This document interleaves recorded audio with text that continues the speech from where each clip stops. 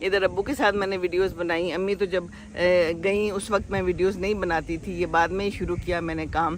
ابو کے ساتھ ہیں میری ویڈیوز. اصل میں یہ ساری باتیں مجھے اس لیے یاد آ رہی ہیں کہ میں نے صبح یوٹیوب کھولا تو سامنے ابو کی اور میری ایک ویڈیو آ گئی جو ہم نے پچھلے سال بنائی تھی ابو کی, جو انہوں نے آخری ویڈنگ اینیورسری منائی تھی. امی نہیں تھیں, اس کے بعد بھی 6 ستمبر کو کہتے تھے کیا کرنا ہے اس 6 ستمبر کو.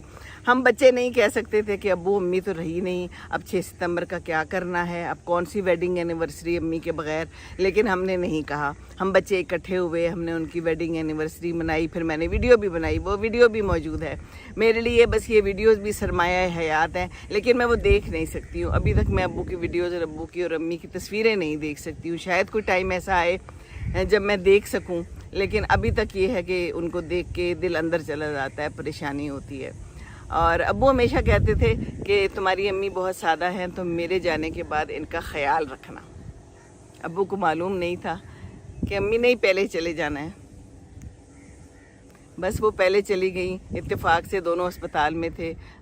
ابو بھی ہسپتال میں کسی وجہ سے ایڈمٹ تھے اور امی تو بڑے عرصے سے ایڈمٹ تھیں. امی وینٹیلیٹر پہ تھیں. اسی دوران میری بیٹی کی شادی آئی, میری بہن کی بیٹے کی شادی. ہم نے رکھے ہوئے تھے ٹائم, تو پھر ہم نے کر لی. وینٹیلیٹر پہ ماں ہو اور آپ اپنی بیٹی کی شادی کر رہی ہوں اور سارے جھمیلے بھی دنیا کے پورے کرنے ہوں, آپ سوچیں کتنا مشکل ہے. اور بس وہ مجھے ہی پتہ ہے کہ میں نے وہ ٹائم کیسا گزارا, اور کوئی نہیں جان سکتا. گزار دیا وہ ٹائم بھی. تو پھر جب فوت ہوئی ہیں تو صبح پتہ چلا ہے ہم گھر سے گئے ہیں. تو اب مسئلہ یہ ہے کہ ابو کو بھی بتانا ہے. میں سب سے بڑی تھی نا, تو ہر کام جو ہے وہ میرے ذمے آ جاتا تھا. بڑی ہونے کا پھر یہ حق تو ادا کرنا ہوتا ہے. تو پھر میں نے بتایا جا کے ابو کو کہ چلے ابو گھر چلتے ہیں. کہتے ہیں کیوں, گھر کیوں چلتے ہیں؟ صبح 6 بجے تھے اس وقت غالباً. میں نے کہا بس ابو چلتے ہیں نا, آپ ٹھیک ہو گئے ہیں. پھر کہنے لگے اچھا میں تو امی سے مل کے جاؤں گا. کدھر ہے وہ؟ تو پھر بچے سب کہنے لگے کہ پھر ان کو بتانا تو پڑے گا. میں نے کہا بتانا تو ہے. اچھا پھر باجی آپ بتائیں. تو پھر باجی نے بتایا, رونے لگے. کہتے ہیں میں نے تو ساری عمر یہ دعا مانگی تھی کہ میں پہلے چلا جاؤں, یہ کیوں پہلے چلی گئی. یہ مجھے اس دن معلوم ہوا کہ یہ دعا مانگتے رہے ہیں.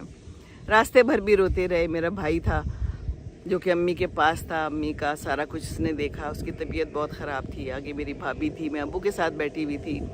بہت مشکل ٹائم تھا وہ, بہت مشکل ٹائم تھا.